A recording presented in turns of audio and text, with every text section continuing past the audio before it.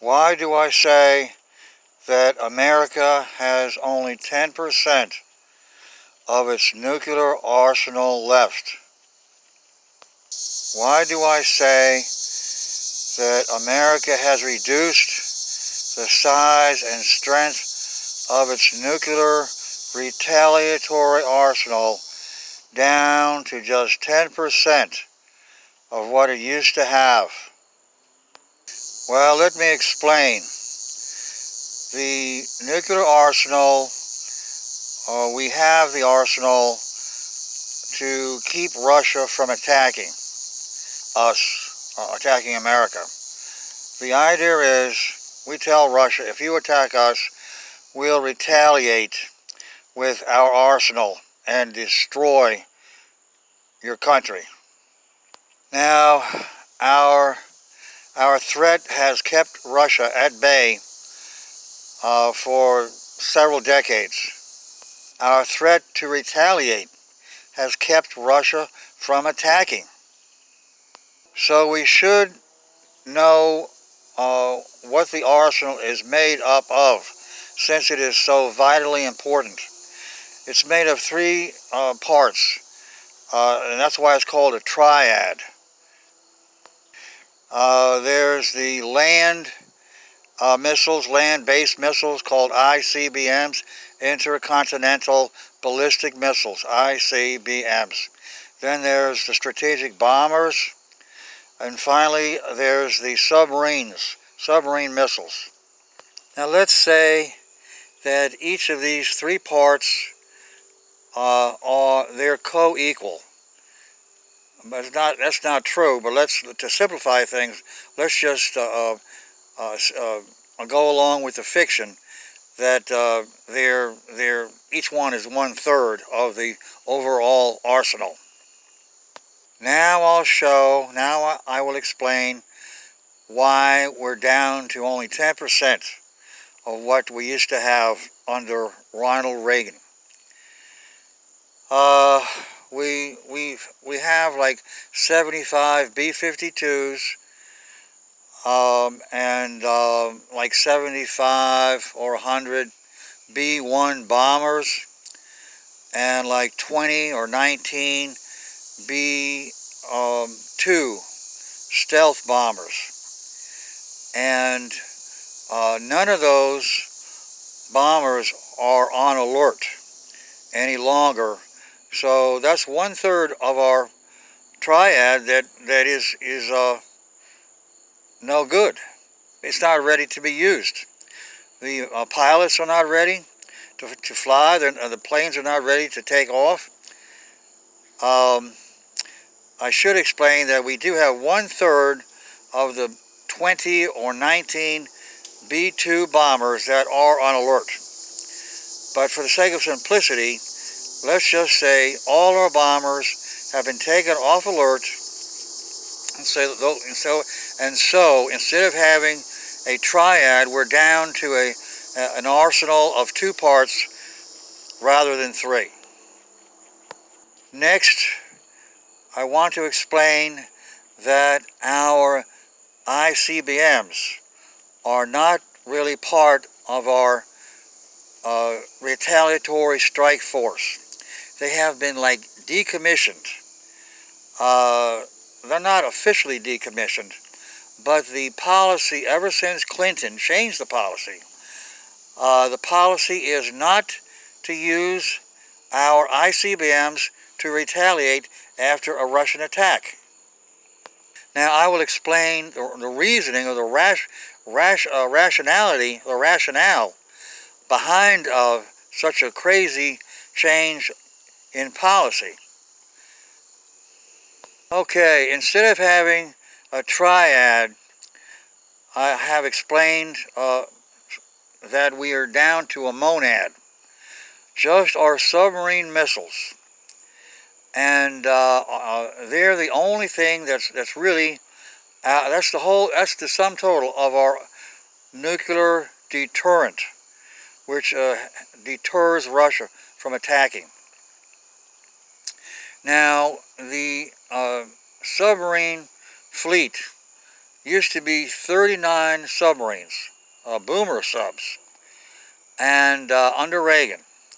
And now but slowly, over the last 30 years, they've been reduced down to 18, and then 14, and 12, and actually now it's the equivalent. There are still 12 submarines, but the missiles they carry have been reduced. So now it's the equivalent of 11 submarines.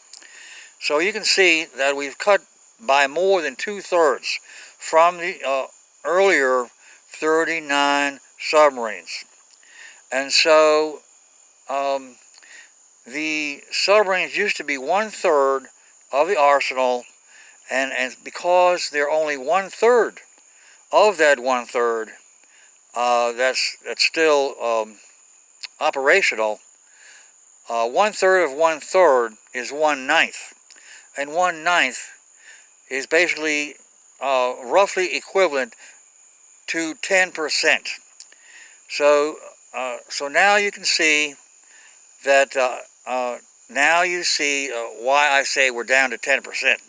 Now I've got to go back and explain what I mean when I said that our ICBMs are no longer part of our nuclear retaliatory strike force.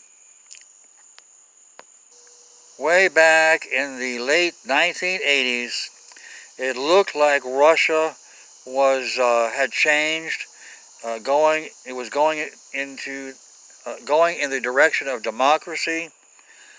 The communist monopoly on power had been given up. Russia gave up Eastern Europe. Russia gave up the control of the countries in the Soviet Union, and the Soviet Union dissolved. And so our government decided that Russia was no longer a real threat. So the so-called intelligentsia got together, and they asked themselves, what is the big threat if Russia is no longer the big threat? Well, they decided maybe nuclear weapons themselves are the main threat. And somehow they whipped up this new theory, new danger, called accidental nuclear war. That's where our satellites, our spy satellites, spying on Russia, our satellites tell us that Russia is launching their missiles. And so we respond by launching our missiles in retaliation. But let's say it turns out that our satellites are malfunctioning. Now, if we launch our missiles, in particular our ICBMs, then we are guilty of starting a nuclear war by accident. And so, in order to keep from doing this, they changed the policy. Clinton's Defense Secretary, William Perry, he is supposedly responsible for this change late in the Clinton administration. And his new policy is we don't launch our ICBMs. We let Russia destroy them in their underground silos in Montana, and that way we can verify that Russian attack is taking place, and then we can launch our submarine missiles to retaliate. And the fact that we can launch these missiles, that should be enough to deter Russia from attacking in the first place. That is the reasoning behind Clinton's change in policy. Now, this change might actually be considered fairly acceptable as long as we kept an enormous number of submarines to compensate for the lack of ICBMs that we will be retaliating with, but instead, what did we do on top of taking our ICBMs out of the picture, or off the table, so to speak? We actually reduced our submarine missiles by 2/3. So we reduced our arsenal, in effect, by a large percentage, more than 50% right there. And, well, like I say, we're down to 10% now. And I want to emphasize that if Russia knows our retaliatory strike will be so incredibly small, no ICBMs, no bombers, well, you know, like I said before, we do have like 7 B-2 bombers, but let's not even consider them as part of the equation. We have no real bomber force to speak of that's worth anything. And we don't have the ICBMs, and we don't have very many submarine missiles. And so this is an encouragement to Russia. Try to understand the gravity of what I'm saying. This country is less defended now than ever before in several decades. We're back to like where we were in the 50s, except for the fact that Russia is not back to where it was in the 50s. And to long story short, we're inviting Russia to attack.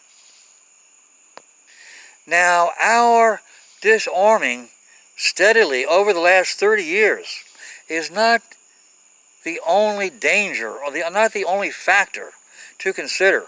You've got to consider the fact that Russia has built interceptor missiles, and our CIA does not acknowledge the existence of these missiles.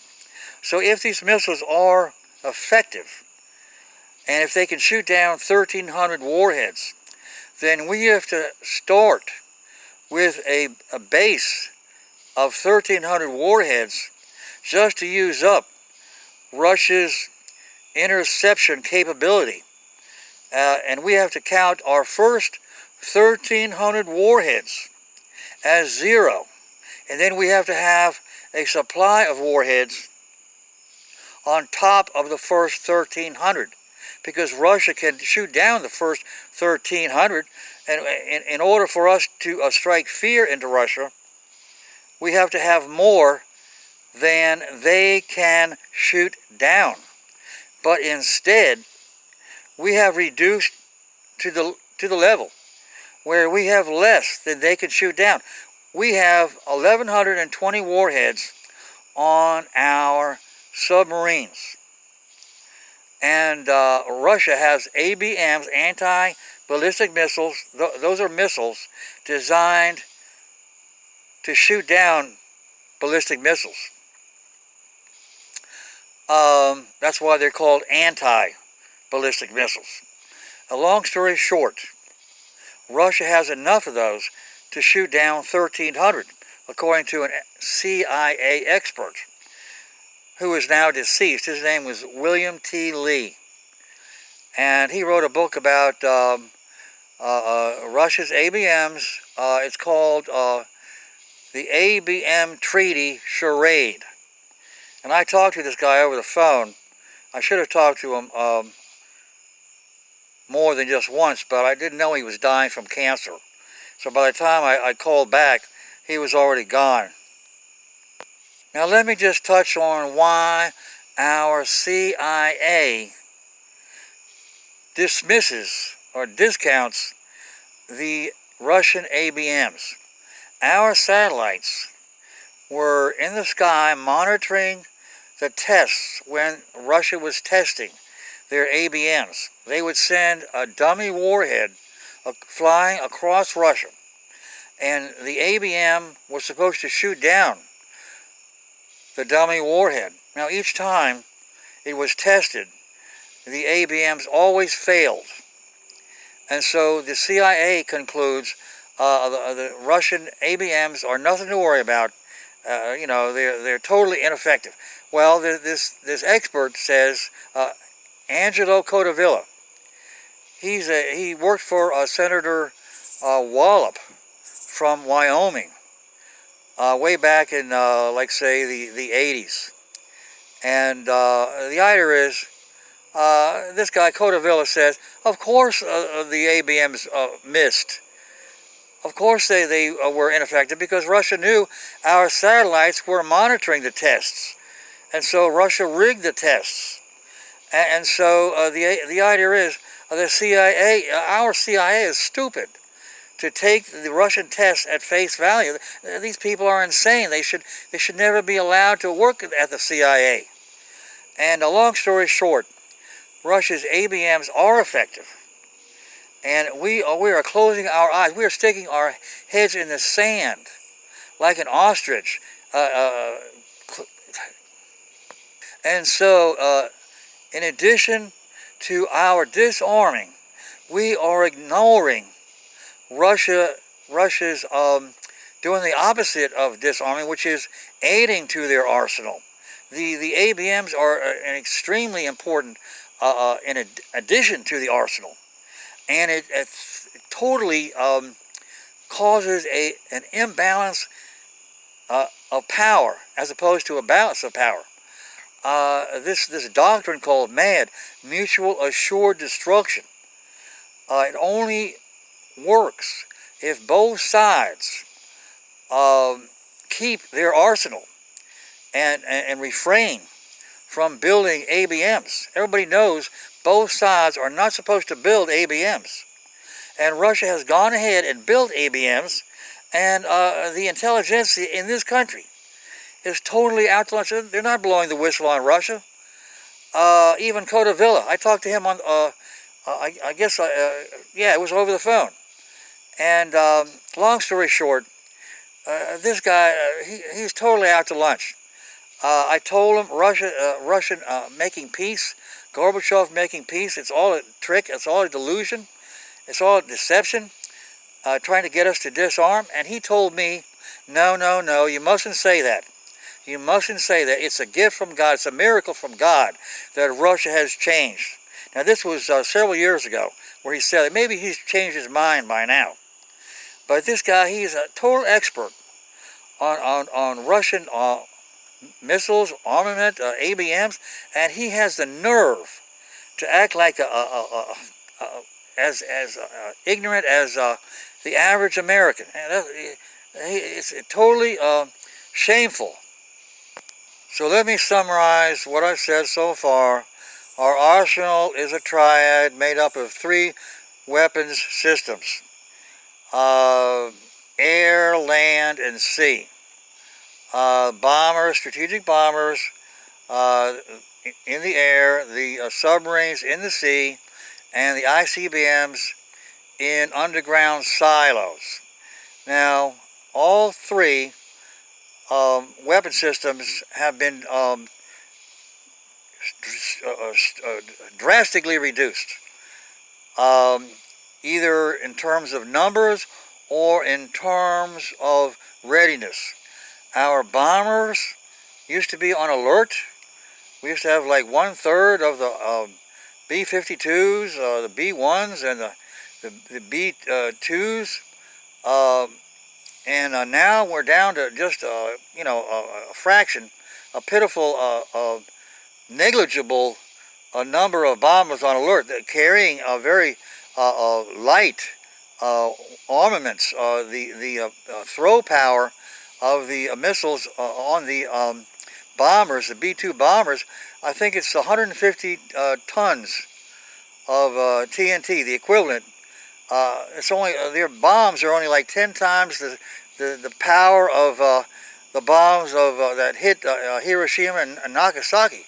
They're extremely little bombs, and a good-sized bomb is like a 1 megaton bomb, and 150 tons of TNT. It's just a fraction of a 1 megaton bomb. So that's why I'm saying that the 7 B-2 bombers that we have, that's pitiful. And the ICBMs, they're no longer ready to be launched. It's like they've been turned into scarecrows. And nobody in this country is making a peep. The Republicans are not making a peep. Of course, the Democrats are not going to make a peep. They're the peace party. They're the doves. You can't expect any Democrat to stand up and ask for return of restoration of our nuclear arsenal. The only hope we have is Republicans to stand up, and they're not willing to do that. Why not? Because they know the media will destroy them. Lastly, our submarine missiles have been reduced from 39 boomer subs down to the equivalent of 11 subs. And this is simply not enough to strike fear into the hearts of the Russians. And a long story short, we're asking for what we deserve, what we get to some extent. Like Thomas Jefferson said, a nation of people, of ignorant people that was free and ignorant at the same time has never existed and never will exist, and it never should exist. And I'm paraphrasing, and we are ignorant. This whole country is ignorant, and I'm sorry to have to, slap you in the face, but anyway, I'm going to put a transcript under the video, and please make a copy of it on paper, because EMP will destroy the computers. And look up my other videos, please. Oh yes, one more point. You may say, well, if Clinton brought in this new policy, if it's so stupid, why haven't later presidents reversed Clinton's ridiculous policy of taking our ICBMs offline and putting them into mothballs, so to speak? I'm not using the right terms. They're not in mothballs, but it's like my cars. I have 3 automobiles in my yard. They look like automobiles, but they don't run. So that's basically the situation of our ICBMs. They're there, but they're not really there. And why haven't later presidents reversed his policy? Well, you got to realize, President Bush, he said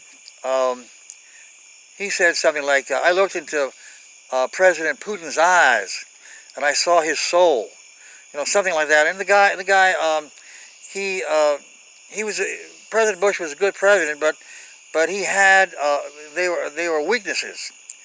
And long story short, I don't have an answer. And Obama hasn't changed the policy. Senator John McCain, when he was with us, I don't think he spoke out against what was going on. He didn't speak out against Clinton's policy. Where was he? He was out to lunch. Where are these people? Where is their minds? Let me throw in one more idea. We're getting ready to do something in Venezuela, and Russia wants us to try to do something so that Russia can blame us and accuse us of committing or getting ready to commit aggression against a democratically elected government in Venezuela so that they can bomb us. Russia wants to have an excuse to bomb us, a fig leaf. It doesn't have to be a legitimate excuse or a good enough excuse. They need to have some excuse. They want to have anything rather than nothing. And this is it. This is the excuse they're going to use. They're going to bomb this country. Paul the Apostle said, as you see the day approaching. Oh, gee, that was in, I think it's in Hebrews 10, verse 25. I'll have to look that up. I'll put the correct citation in the transcript, in the description box. But he said we'll be able to see the day approaching, the day of judgment, the day of nuclear attack, which is actually the day of the rapture. but that's another story. But long story short, yes, if you buy my premise that our going into Venezuela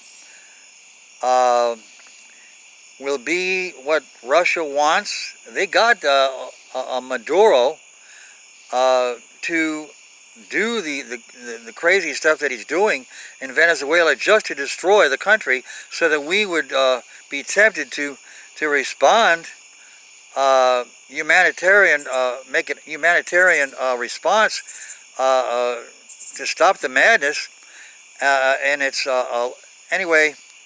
If you go to YouTube or Google and Google Venezuela, and you'll get this information.